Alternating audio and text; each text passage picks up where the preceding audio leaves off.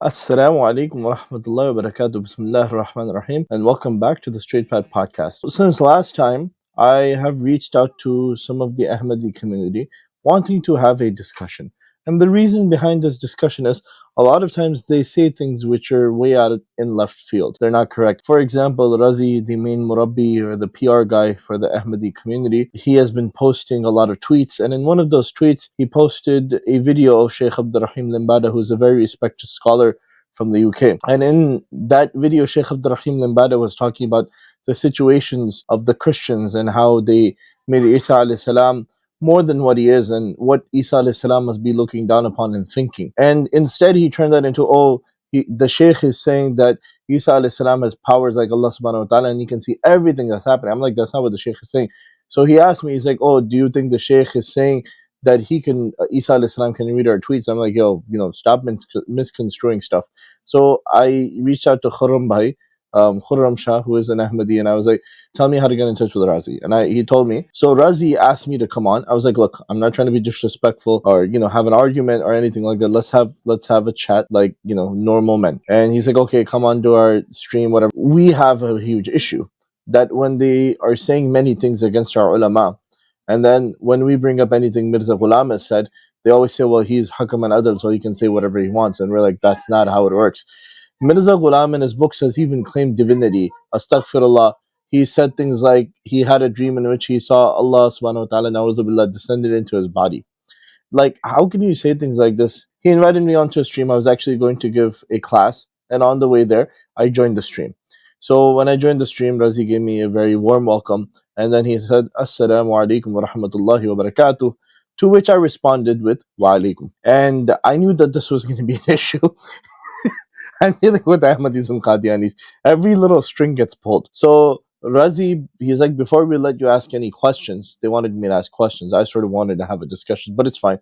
Whatever works. So we're having this conversation that's starting, and Razi's like, before we let you ask a question, I have a question for you. I'm like, okay, that's fine.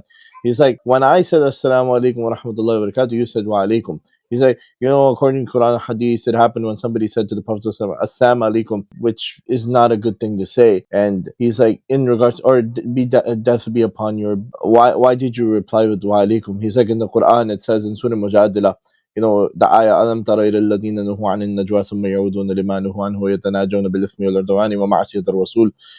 This ayah, the whole ayah, it talks about Allah subhanahu wa ta'ala says, and when they come to you, they greet you with a greeting where Allah greets you not, and say within themselves, why would Allah punish us for what, not for what we say? He brings that up. Then he brings up the hadith. It says, if there's a reason not, and the Jew or Christian says, Assalamu alaikum, then you're supposed to respond with fair and kindly.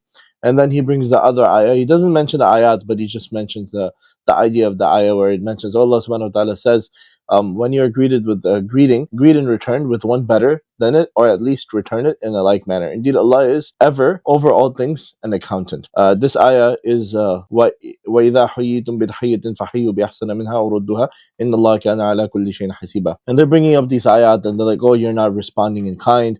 And another hadith, the Prophet ﷺ said, do not initiate the greeting of Salam, Assalamu alaikum wa rahmatullahi wa barakatuh, to a Jew or Christian. Let them greet you first and then you'll respond. So he's like, I greeted you, why didn't you respond like this? I carefully contemplated even coming onto their stream, and I had discussions with my mentors and my elders. Anytime I discuss with anybody, I had this discussion afterwards as well. The discussion they were bringing up, and I told them very nicely, I was like, look, my teachers and the ulama who I follow, they say you guys are not from within the fold of Islam. So therefore, you guys don't get this nicest of getting a salam back. Whether you agree or disagree, that's fine. That's your choice.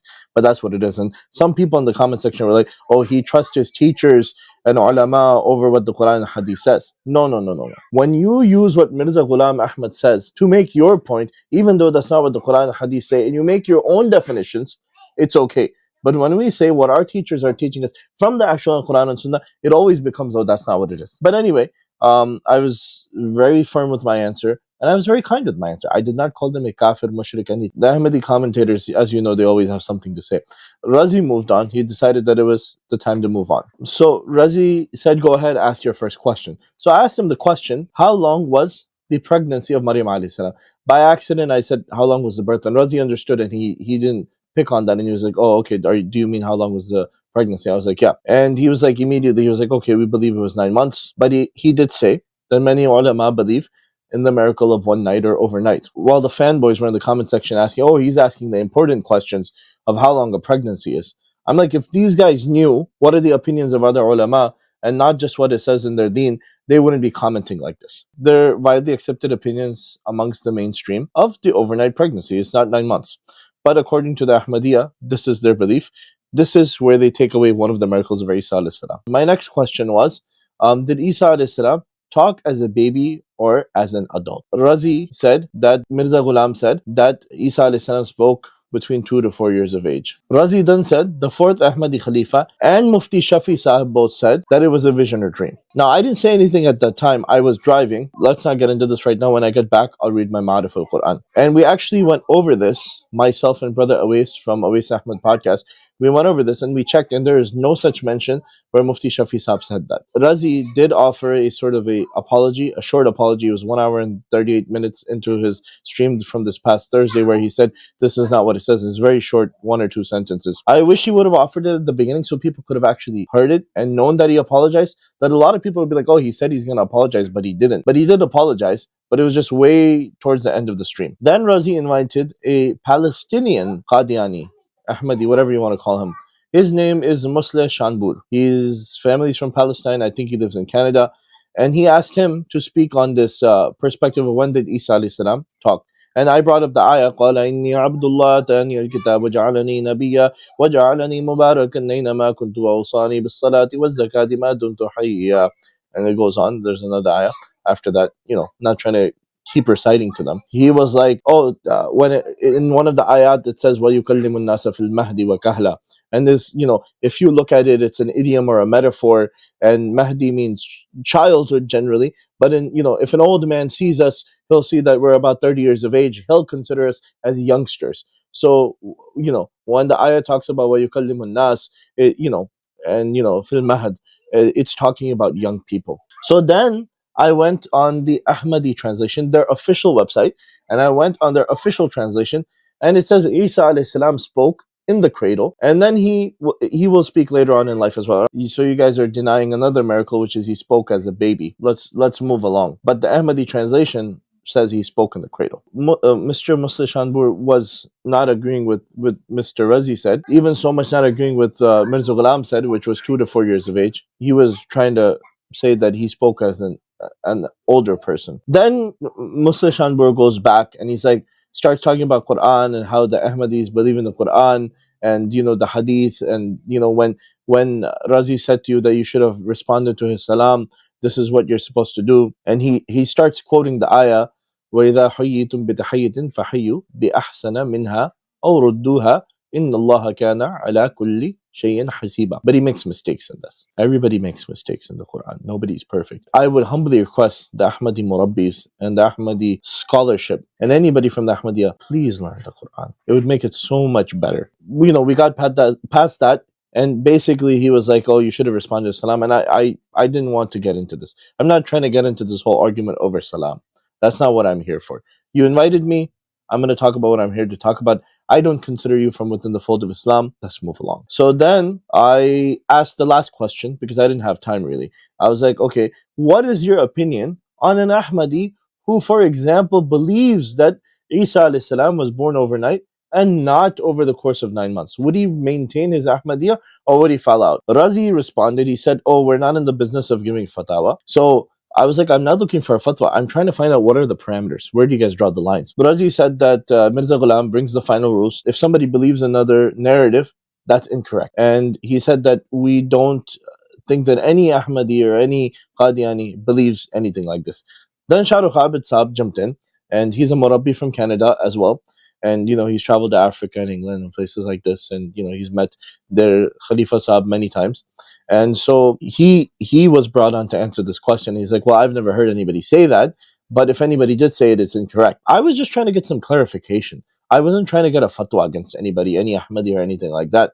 So my point is, so this miracle we believe in for 1400 years, there's a group of people now who over 130 years have created a whole new narrative. So if a Ahmadi wanted to believe this narrative that Isa alayhi salam was born overnight and he is more miraculous than the Ahmadis make him seem, why can he not? So they appreciated my time and my manner and having a conversation with them. So one of the things which I feel is a lot of people who are not scholars of Islam or are not even well spoken join their stream. One thing is a debate between scholars or scholarship of Muslims with them. The other thing is non-scholar individuals joining and having arguments with them and just fighting with them. I'm like, look, there's no point in that. They're just trying to score cookie points, and I'm like, there's no point in doing that. The thing about Ahmadis is, even if you stump them, they won't admit it. They're gonna go back to their narrative. You can tell them that Mirza Ghulam insults people, he insults Anbiya. They will say that he was Hakam and Adal, so he can, and that's all it comes down to. But there's many people who have had very respectful conversations with them, like Brother Adnan, Brother Imtiaz. They're not looking to stump you; they're just trying to have a conversation. Bashir has went on. They don't like Bashir obviously because he is a former Qadiani, former Ahmadi, so they really hate to listen to him, and they really hate that his blog comes out with new posts every single day or every single week. So that's a completely different issue. But I think asking these questions and other such questions makes a very sufficient point to the Ahmadi community that they're hell bent on making Mirza Ghulam seem like he is more of a prophet. Na'udhu billah, he's not a prophet at all. More of a prophet than Isa alayhi salam. You read their Ruhani Khaza'in, you read their newer books, Essence of Islam and stuff like that, and you'll see repeatedly Mirza Ghulam Ahmad says multiple places, I have more divinity than Isa alayhi salam. Astaghfirullah. I am like more valuable because I am a prophet under Prophet Muhammad sallallahu alaihi wasallam, and Isa was only under Musa alayhi salam. Astaghfirullah. He says things like this. So they also take away the miracle of healing. This is also something Mirza Ghulam Ahmad takes away, which he says, oh, it was only spiritual in nature. So they're trying to chip away at the greatness of Isa alayhi salam. Then they also take away Isa alayhi salam altogether just to prove their point that they think Mirza Ghulam was a prophet. Astaghfirullah. He wasn't a prophet. You look at his characteristics, you look at the things he did. So may Allah subhanahu wa ta'ala give us tawfiq. May He guide us and keep us on the straight path. And may He also guide all of these Qadianis who are clearly driving down the wrong lane on the oncoming traffic, trying to cause huge accidents all over the place. Jazakallah khair. Assalamu alaikum wa rahmatullahi wa barakatuh.